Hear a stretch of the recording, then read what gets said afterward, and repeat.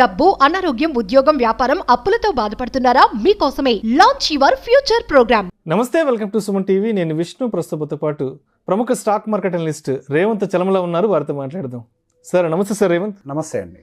రేవంత్, ఈ మధ్య సెబీ ఎప్పటికప్పుడు చాలా అగ్రెసివ్ డెసిషన్స్ తీసుకుంటుంది అండ్ ఎప్పటికప్పుడు కూడా ఇన్వెస్టర్స్ యొక్క ప్రయోజనాలను కాపాడడానికే సెబీ ఎప్పుడు ముందుంటుంది.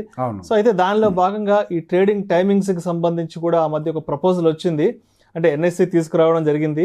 సో ప్రస్తుతానికైతే సెబీ ఆ ట్రేడింగ్ టైమింగ్స్కి సంబంధించి ఎటువంటి మార్పులు మేము చెయ్యట్లేదంటూ కూడా ఒక ప్రకటన ఇచ్చారు. ఏంటి అసలు కంప్లీట్ ఎపిసోడ్ ఏంటి? ఫస్ట్ ఎన్ఎస్సి ఈ ప్రపోజల్ స్టార్ట్ చేసిందండి. అసలు ఎక్స్టెండెడ్ ట్రేడింగ్ అవర్స్ అనేది వాళ్ళ ప్రపోజల్. సో ఫస్ట్ ఫేజ్ కింద మేము 6 గంటల నుంచి 9 గంటలు సుమారుగా ఆ ప్రాంతం వరకు కూడా ఎక్స్టెండ్ చేస్తాము. సెకండ్ ఫేజ్ కింద దాన్ని 11 గంటల వరకు చేస్తాము. థర్డ్ ఫేజ్ కింద ఈక్విటీ సెగ్మెంట్ని 5 గంటల వరకు చేస్తాము. This was the proposal. So proposal వెనకాల వాళ్ళు పెట్టిన రీజన్ ఏంటి అని అంటే, మనకి ఇంటర్నేషనల్ మార్కెట్స్లో అంటే మన మార్కెట్స్ క్లోజ్ అయిన తర్వాత అటు యూరోపియన్ మార్కెట్స్ రన్నింగ్లోనే ఉంటాయి. US markets 7:30 or 8 based on the time zone అవి ఓపెన్ అవుతూ ఉంటాయి. సో ఆ టైంలో జరిగేటువంటి మనకి పర్టికులర్గా సిపిఐ ఇన్ఫ్లేషన్ డేటాస్ ఇట్లాంటివన్నీ కూడా వాళ్ళకి మార్కెట్ ఓపెన్ అయ్యే టైంకి వస్తూ ఉంటాయి. మనకు అవన్నీ కూడా మార్కెట్లో ఫ్యాక్టర్ అవ్వట్లేదు. సో ఈ గ్యాప్ అప్స్, గ్యాప్ డౌన్స్, ఈ వాలటాలిటీ అంతా అడ్జస్ట్ అవుతుంది. సో మన వాళ్ళు కూడా దీన్ని ఈజీగా హ్యాండిల్ చేయగలుగుతారు అన్న ఉద్దేశంతో ఈ ప్రపోజల్లోకి వచ్చారు. సో దానికి సంబంధించి సెబీ కూడా ఇంతకుముందు మీరు కావాలంటే వర్కౌట్ చేయండి అని చెప్పింది. వీళ్ళు వర్కౌట్ చేశారు. We are all set, ready to go అని చెప్పేసి వాళ్ళు సెబీతో మాట్లాడిన తర్వాత దే హ్యాడ్ ఎ మీటింగ్. పర్టికులర్గా అందులో బ్రోకర్స్ దగ్గర నుంచి కొంతవరకు అభ్యంతరం వ్యక్తం చేశారు. సో పర్టికులర్గా వర్క్ లైఫ్ బ్యాలెన్స్ అనేది మిస్ అయిపోతుంది ఇంత ట్రేడింగ్ అవర్స్ ఉండడం వల్ల. అదొకటే కాదు, కాస్టింగ్ అనేది, సో ఎక్స్ట్రా ఎంప్లాయ్మెంట్ కూడా మేము క్రియేట్ చేయాల్సి వస్తుంది. ఆ టైం కోసం ఎక్స్ట్రా ఎంప్లాయ్మెంట్ లాంటివి క్రియేట్ చేసినట్లయితే కాస్టింగ్ కూడా వర్కౌట్ అవ్వదు. సో పర్టికులర్గా ఈ 2 పర్టికులర్ రీజన్స్ తోటి పర్టికులర్గా సెబీ తీసుకున్న డెసిషన్ అయితే బ్రోకర్స్ మధ్యలో దానికి సంబంధించినటువంటి ఏకాభిప్రాయం లేదు. So we are not accepting for this time. ఇప్పటికైతే మేము దాన్ని ఒప్పుకోవట్లేదు అన్న విషయం మీద దాన్ని పోస్ట్ పోన్ చేసే ప్రయత్నం చేశారు. సో దానికి సంబంధించి సెబీ కంటే ముందు నుంచి కూడా చాలా మంది ట్రేడర్స్ కూడా, ఫుల్ టైం ట్రేడర్స్ ఎవరైతే ఉన్నారో, ఇది కరెక్ట్ కాదు, చాలా మంది ఆరోగ్యాలు దెబ్బతింటాయి. అట్లీస్ట్ 3:30 వరకు ఉంటే వర్కింగ్ ప్రొఫెషనల్స్ రావట్లేదు ఇందులోకి. మీరు 5 నుంచి 6 నుంచి స్టార్ట్ చేసినట్లయితే వర్కింగ్ ప్రొఫెషనల్స్ కూడా ఇందులోకి ఎంటర్ అయ్యి, కాలేజ్ స్టూడెంట్స్ కూడా ఇందులోకి ఎంటర్ అయ్యి డబ్బులు పోగొట్టుకోవడానికి అవకాశాలు ఉంటాయి. సో బేసిక్గా అదొక మంచి చర్యలాగైతే చూడలేము. అండ్ దాంతో పాటుగా ట్రేడర్స్ యొక్క పర్సనల్ లైఫ్ పూర్తిగా డ్యామేజ్ అయిపోతుంది, వాళ్ళ ఆరోగ్యం కూడా డ్యామేజ్ అయిపోతుంది అని చెప్పేసి ట్రేడర్స్ దగ్గర నుంచి కూడా చాలా వ్యతిరేకత వచ్చింది. సో ఓవరాల్గా ఒక రకంగా చెప్పాలి అని అంటే వర్క్ లైఫ్ బ్యాలెన్స్ దృష్టిలో పెట్టుకొని బ్రోకర్స్ కూడా దీన్ని అవాయిడ్ చేయడం అనేది ఒక రకంగా మంచిగానే జరిగిందని అనుకోవాలి. రైట్.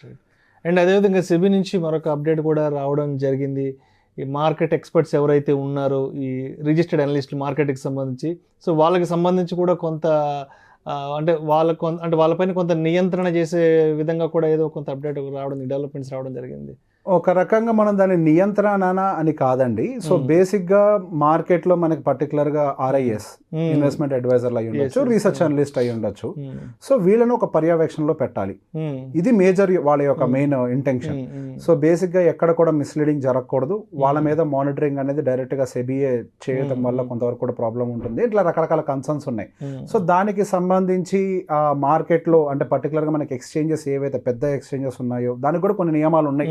మోర్ దాన్ 20 సిటీస్లో వాళ్ళ దగ్గర పర్టికులర్గా ఆఫీసులు ఉండాలి. ఒక మినిమం ఇన్ని 100 కోట్ల పాటు వాళ్ళ యొక్క వాల్యుయేషన్ ఉండాలి. సో కొన్ని నిబంధనలు ఉన్నాయి.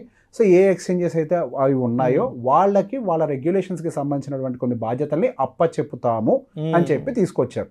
ఒక రకంగా డీసెంట్రలైజేషన్ ఆఫ్ వర్క్ కింద మనం దీన్ని చూడొచ్చు. సో పర్టికులర్గా ఒక్కటే బాడీ అన్ని మానిటర్ చేసేదానికంటే కూడా అదర్ బాడీస్కి కూడా ఈ వర్క్ని కనుక డిస్ట్రిబ్యూట్ చేయగలిగినట్లయితే వీళ్ళ యొక్క మానిటరింగ్ అనేది ప్రాపర్గా ఉంటుంది అని. అండ్ దాంతోపాటుగా మనం గమనించినట్లయితే ఈవెన్ కొంతమంది, నేను అందరూ అని చెప్పట్లేదు, కొంతమంది రిజిస్టర్డ్ అడ్వైజర్స్ దగ్గర నుంచి కూడా కొన్ని సమస్యల్ని రీటైలర్స్ ఎదుర్కొంటున్నటువంటి సమస్యలు ఉన్నాయి. సో బేసిక్గా వీటన్నిటిని కంట్రోల్ చేయడమే. మీరు ఇందాకే ఫస్ట్లో ఒక మాట అన్నారు, రీటైలర్స్ యొక్క ప్రయోజనాలను దృష్టిలో పెట్టుకొని సెబీ చాలా చర్యలు చేపడుతోంది అని చెప్పి. సో ఇది కూడా ఒక రకంగా రీటైలర్స్ యొక్క ప్రయోజనాలని ఆల్రెడీ ఎవరైతే రిజిస్టర్డ్ అడ్వైజర్స్ కానీ అనలిస్టులు కానీ ఉన్నారో వాళ్ళని పర్యవేక్షించడం కూడా చాలా ఇంపార్టెంట్. లైసెన్స్ ఇచ్చేస్తున్నారు. లైసెన్స్ ఇచ్చిన తర్వాత వాళ్ళ యొక్క యాక్టివిటీ ఎలా ఉంది అనేది పర్యవేక్షించడం, ఇది కూడా చాలా ఇంపార్టెంట్. సో ఈ యొక్క పర్యవేక్షణ చర్యలన్నీ కూడా ఎక్స్చేంజెస్ లెవెల్లో నుంచే స్టార్ట్ అవుతాయి. వాళ్ళకి అప్పచెప్పాలి అన్న దాంట్లో వాళ్ళు ఈ చర్యలను తీసుకొచ్చే ప్రయత్నం చేస్తున్నారు. రైట్. సో మొత్తానికి ఏ విధంగా చూసినా లాస్ట్ 2-3 సంవత్సరాల నుంచి ఇన్వెస్టర్స్ యొక్క ప్రయోజనాలను కాపాడడానికి సెబీ ఎప్పుడు ముందే ఉంటుంది, ఎప్పటికప్పుడు కొత్త డెవలప్మెంట్స్ని తెర మీదకి తీసుకొస్తూనే ఉంటుంది. ఇంతకు ముందుతో పోలిస్తే ఒక రకంగా ఇప్పుడు సెబీ ఒక ఇండివిజువల్ బాడీ లాగా యాక్ట్ చేస్తుందండి. Actually SEBI is an individual body and they have to act like an individual body. And వాళ్ళు ఇంతకు ముందుతో కంపేర్ చేస్తే చాలా మటుకు ఈ ఫైనాన్షియల్ క్రైమ్స్ ని బయటికి తీసుకొచ్చి జనాలకు అవేర్నెస్ తీసుకొచ్చే ప్రయత్నం చేయడంతో పాటు ఈ రిజిస్టర్డ్ పీపుల్ ఎవరైతే ఉన్నారో వాళ్ళని కూడా కంట్రోల్ చేసే ప్రయత్నం చేస్తున్నారు. అలానే ఫిన్ ఇన్ఫ్లుయెన్సర్స్ మీద కూడా కొన్ని నియమ నియంత్రణలు తీసుకొచ్చే ప్రయత్నం కూడా చేస్తున్నారు. వాళ్ళను కూడా చాలా రకాలుగా మానిటర్ చేసే ప్రయత్నం చేస్తున్నారు. సో బేసిక్ ఇప్పుడు వాళ్ళ వల్ల జరిగినటువంటి మిస్గైడెన్స్ వల్ల ఈ రీటైల్ సెగ్మెంట్ ఎంత నష్టపోతున్నారు అనేది మనం రోజుకు ఒక న్యూస్ చూస్తూనే ఉంటున్నాం. అంటే పెట్టి తెలియక వాళ్ళు ఎంట్రీ చెప్తారు, వాళ్ళు సరదాగా వచ్చి స్టాక్ బాగుంది అని చెప్పేసి ఒక ఎంట్రీ చెప్పేస్తారు. ఎంట్రీ చెప్పేసి వెళ్ళిపోయిన తర్వాత ఎక్కడ ఎగ్జిట్ అవ్వాలి, ఎక్కడ ప్రాఫిట్ బుక్ చేయాలి, తర్వాత ఫండమెంటల్ చేంజ్ చేయాలి, తర్వాత టెక్నికల్ చేంజ్ చేయాలి, మీరు ఎవరు చేయబెట్టుకొని నడిపించేది కాదు.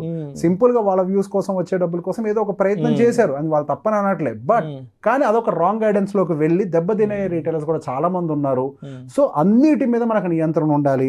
మీరు గమనించినట్లయితే రీసెంట్ గా చాలా మంది ట్రైనర్స్ కి సంబంధించి కూడా చాలా సీరియస్ గా చర్యలు తీసుకుంటుంది సెబీ.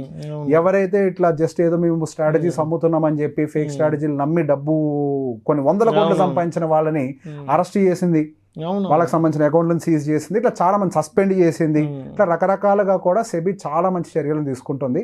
బట్ ఇప్పటికీ కూడా కొంత ఆశ్చర్యకరమైన విషయం ఏంటి అని అంటే అన్ని రకాల చర్యలు తీసుకుంటున్నప్పటికీ ఇంకా టెలిగ్రామ్ లో చాలా గ్రూప్స్, పెయిడ్ గ్రూప్స్ యాక్టివ్ గానే ఉంటున్నాయి. అన్రిజిస్టర్డ్ అడ్వైజర్ల దగ్గర నుంచి, అన్రిజిస్టర్డ్ అనలిస్టుల దగ్గర నుంచి కాల్స్ తీసుకుని లాంటి పనులు చేస్తూనే ఉన్నారు. సో గవర్నమెంట్ చర్యలు తీసుకోవడమే కాదు, రీటైలర్స్ కూడా కొంతవరకు బాధ్యత వహించి వీటిని అర్థం చేసుకునే ప్రయత్నం చేసుకుంటే మంచిది. ఎందుకు చర్య తీసుకున్నారు, మనం ఏం జాగ్రత్తలు తీసుకోవాలి అనేది. Right, thank you so much Revanth. Thank you అండి. సుమన్ టీవీలో మీ పర్సనల్ అండ్ బిజినెస్ ప్రమోషన్స్ కోసం కింది నెంబర్కి కాంటాక్ట్ చేయండి.